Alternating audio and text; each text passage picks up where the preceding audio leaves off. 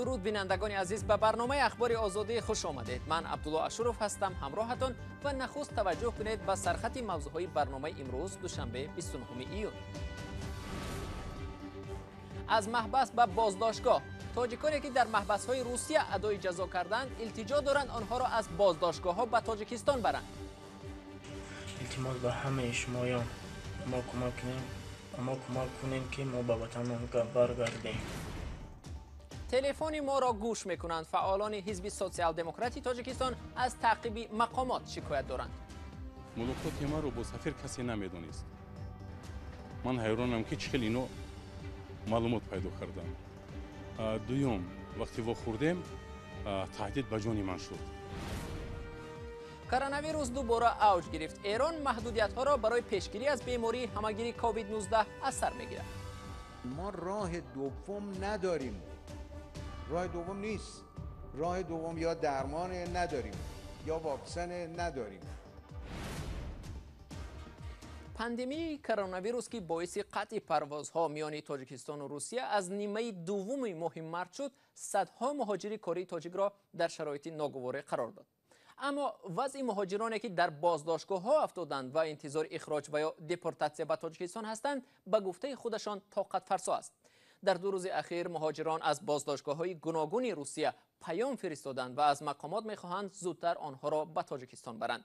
یک مهاجر تاجیکی مهلت طولانی حبس را پشت سر نموده در آرزوی بازگشت به وطن و دیدار با نزدیکانش بود. بر رادیو آزادی نوار فرستاده از شرایط دهشتناک در بازداشتگاه ولایت تولا شکایت کرد. همکارم میرزا نبی خالقزاد موضوع را ادامه می‌دهد. مهاجران از زندان آزاد شده تاجیک که اکنون در بازداشتگاه ولایت تولا نگاه داشته می‌شوند از شرایط طاقت فرسا، اتاق‌های نم و رطوبتناک و برخورد بیرحمانه ناظران شکایت دارند.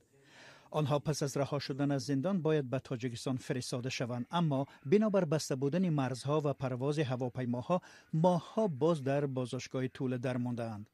رحمان علی مولانوف که پس از 10 سال زندان اکنون 2 ماه باز در بازداشتگاه قرار دارد به رادیو آزادی چنین پیام فرستاد. از ماه می 2020 تا امروز در سپیس پریمنیک ولایت تولا نگاه داشته ایستاده‌اند. هیچ کس به ما هیچی نمیگوید. به ما جواب میدهند که شما به هیچ کس در کار نیستین. همه شما اینجا میمونید.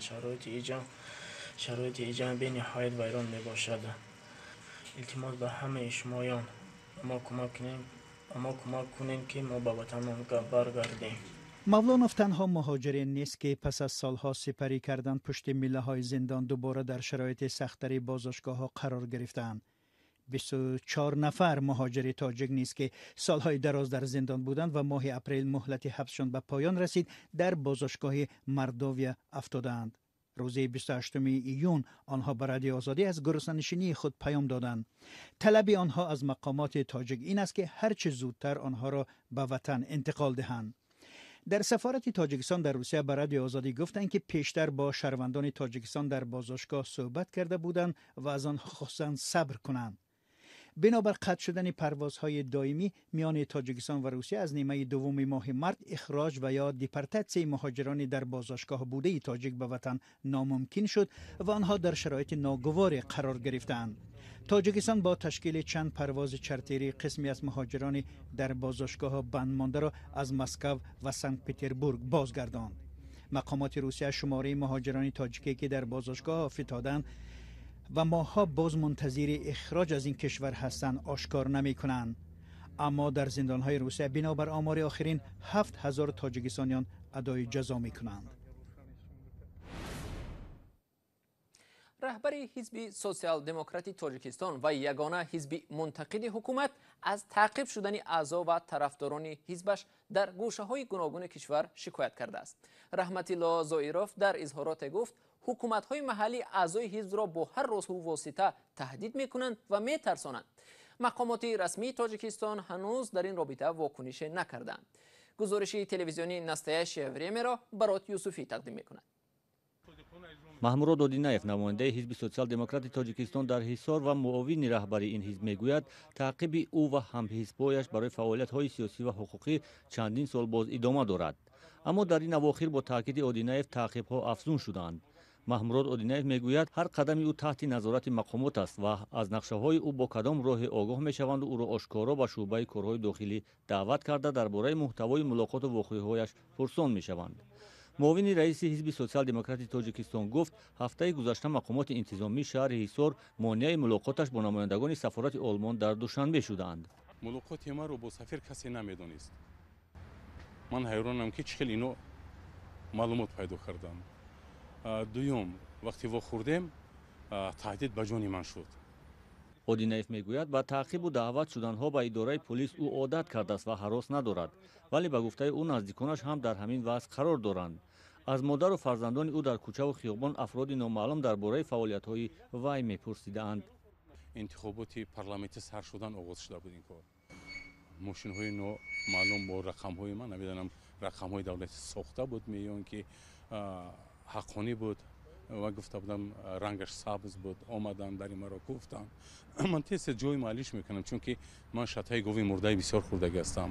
раҳбари ҳизби социал-демократи Тоҷикистон Раҳматулло Зоиров ки ба наздикӣ аз коронавирус раҳо шуд ба далели сиҳатӣ натавонист суҳбат кунад, вале дар изҳороти худ дар фейсбук ӯ вазъро пурра тасвир кардааст. ба гуфтаи ин сиёсатмадор дар чанд моҳи ахир даҳҳо фаъоли ҳизби социал-демократ дар кору ҷои истиқомат мавриди таҳдиду фишор қарор гирифтаанд.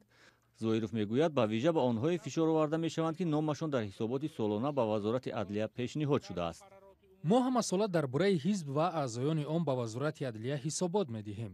дар ин ҳисобот ному насаб ва суроғаи ҷойи зисту кори раҳбарони бахшҳои ҳизб дар минтақаҳо ҳам пешниҳод мешавад ва ин ҳисобот ба дасти афроди беинсоф меафтад ва онҳо баъд таъқиби онҳое шурӯъ мекунанд ки номашон дар рӯйхат аст. ман шахсан дар дасти як маъмури милиса ин рӯйхатро дидам. як ҳамсӯҳбати радиои озодӣ дар вазорати адлияи Тоҷикистон иддаои раҳбари ҳизби социал-демократро рад кард ва афзуд ҳеҷ гуна маълумот ба касе дода нашудааст. вай аз ироаи тафсилот худдорӣ кард. созмонҳои байналмилалӣ борҳо ҳукумати Тоҷикистонро барои саркӯб намудани намояндагони аҳзоби мухолиф ва фаъолони сиёсӣ танқид кардаанд. мақомоти Тоҷикистон ҳамвора мегӯянд дар кишвар ба ҳуқуқи мардум ва озодиҳои сиёсӣ эҳтиром мегузоранд.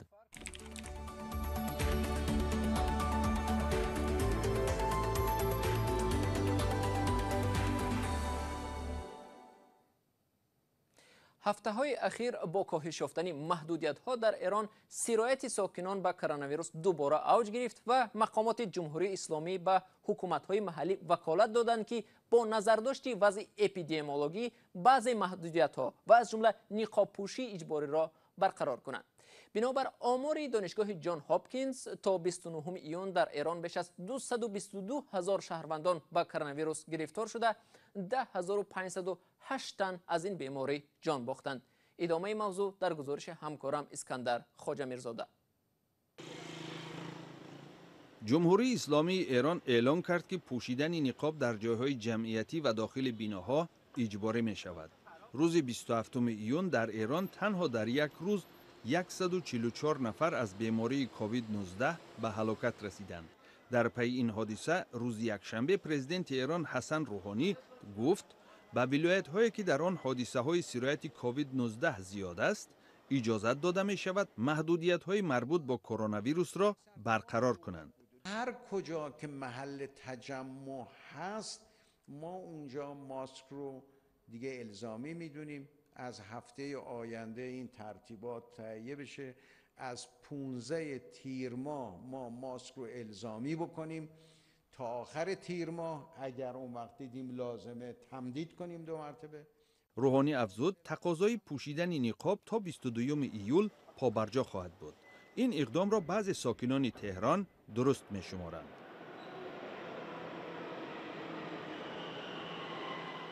من به عنوان یک شهروند در وهله اول و به عنوان یک پایتخت نشین 100% موافق این قضیه هستم و خودم تا جایی که میتونم این قضیه رو رعایت میکنم. اما دیگران از نقاب پوشی زیاد خوشحال نبودند. یه مقدار مردم در واقع خسته شدن از شرایط چون طولانی شده و یه مقدار هم شاید خیلی هزینه نمیتونن بکنن واسه خرید. در ماه مارس همزمان با سرایت کرونا ویروس ایران فعالیت بعضی کارخانه‌ها و تعلیم در مکتب‌ها را متوقف نموده جمع آمدهای مردمی را منع کرد. بعداً در ماه اپریل رفع تدریجی محدودیت‌ها آغاز یافت. پرزیدنت ایران میگوید رعایت نمودن معیارهای بهداشتی خیلی مهم است. باید اصول بهداشتی رو مراعات کنن. ما راه دوم نداریم. راه دوم نیست. راه دوم یا درمان نداریم یا واکسن نداریم. راهش فقط مراعات اصول بهداشت، مراقبت بکنیم. ایران کوشش دارد اقتصادش را که زیر فشار تحریم‌های بین المللی قرار دارد در شکل کامل به حرکت درآورد. در یک حمله به بیرجه و یا بازار سهام در شهر کراچی که مرکز مهم مالی پاکستان به حساب می رود 4 جنگجو کشته شدند. پلیس اینچنین گفت که حملگران مسلح نخست ماشین خود را به درآمدگاه بیرجه نزدیک کرده نارنجک را ترک کنیدند و بعداً به داخل بینا با تیراندازی به بند و بار حمله نمودند. رئیس پلیس غلام نبی میمان گفت که 4 حملگر کشته شدند. پلیس گفت که از دست حملگران 2 محافظ و 1 افسر پلیس کشته شدند. حالا وضعیت تحت نظارت است و کارمندان بیرجه آسیب ندیدند. بیرجه شهر کراچی در کوچه مرکزی تجارتی در پهلوی بانک دولتی پاکستان و دیگر سازمان‌های بین‌المللی مالی جایگیر است. مکان‌های فرهنگی از جمله تئاتر و آثارخانه‌ها در تاجیکستان بنابر خروج کرونا ویروس یک مدت خانه‌نشین شدن ساکنان به مشتری مانده درآمدشان را از دست دادند. آثارخانه شهر خوجند نیز از این میان استثنا نبود، اما مأموریت این آثارخانه این فرصت را برای رشد آن استفاده کرده است. چگونه؟ امرالدین علیموف گزارش می‌دهد. آثارخانه خوجند در دوره پاندمیای کرونا ویروس تماشابینانش را از دست داد، اما در این دوره توانست شماره نگاره‌های خود را 220 عدد زیاد کند. در بین آنها سکه ها که ارزش نهایت بلند دارند و تقریبا به دوره سامانیان تعلق دارند، جواهرات، متای چیتگری، لگندهای مسین منقش در شوکی با صنعت والای مسگری که یکی از هنر والای مردم تاجیک به حساب میرد آرا یافته است و اینچنین کمزورچه نیمتنه. آثارخانه 16 اشیاء ارزشمند تاریخی را از دست ساکنان به نزدیک 10,000 سامانی خریدند. این مبلغ از بودجه جدا شده است. دیگی سفالین این تقریبا به عصر 10 تعلق دارد. قسمتی از اشیاء قدیمی را ضمن حفریات قسمت میرنشین قلعه خوجند از زیر خاک بیرون آوردند. کارهای حفریاتی معین گردیده است که قبورهای آبگذر در خانه های مردم تاجیک البته در عصر 7 موجود. بینید که چنین قبورهای آبگذر چگونه با مهارت بلند ساخته شده است. برخی آثار ارزشمند از جمله کتاب‌ها را ساکنان به آثارخانه هدیه کردند. هر سال در این آثارخانه کتاب‌های دستخط و چاپ لیتوگرافی خریداری کرده می‌شود. نمونه از آنها دیوان حافظ است که متعلق با عصر 18 است. موقعی نستعلیق نوشته شده است. دیوانش کامل است. نگاره‌های نو بعد از تشخیص نهایی دانشمندان در گوشه نو در آثارخانه به معرض تماشا گذاشته خواهند شد. با امید که جهان با بیماری کووید 19 پیروز می شود و دوستداران آثار انتیقه به آثارخانه برمیگردند. آثارخانه تاریخی و کشورشناسی خوجند دوره کرانتین نرم علیه کرونا ویروس بستن نبود، ولی محدودیت‌ها و خانه‌نشینی ساکنان شماره بیننده‌هایش را خیلی کم کرد. پلیس شهر دوشنبه شهباز فتویف یک بلاگر تاجیکی در نوار با سلاحی مانند به تپانچه مکارف گفته است بخیلان را میپراند بازداشت نمود. فتویف با حکم دادگاه 5 روز زندانی کرده شد. ریاست کارهای داخلی شهر دوشنبه گفته است شهباز فتویف 20 ساله ساکن شهر دوشنبه کوچه زیبونیسا بوده در صحیفه اینترنتیش خود را همچون بلاگر اعتراف نموده است. بیننده ارجمند اینجا رسیدیم به پایان برنامه امروز. تشکر از شما که تا این لحظه ها با ما بودید. اخباری از این بیشتر را در سامانه رادیو آزادی www.azadi.org می توانید بخونید و در صفحه آزادی ویدیو در یوتیوب تماشا کنید. فردا صبح بر وقت در نوید بامدادی شما را با خبرهای نو و تازه منتظریم. تا آن دم خدا نگهداری شما.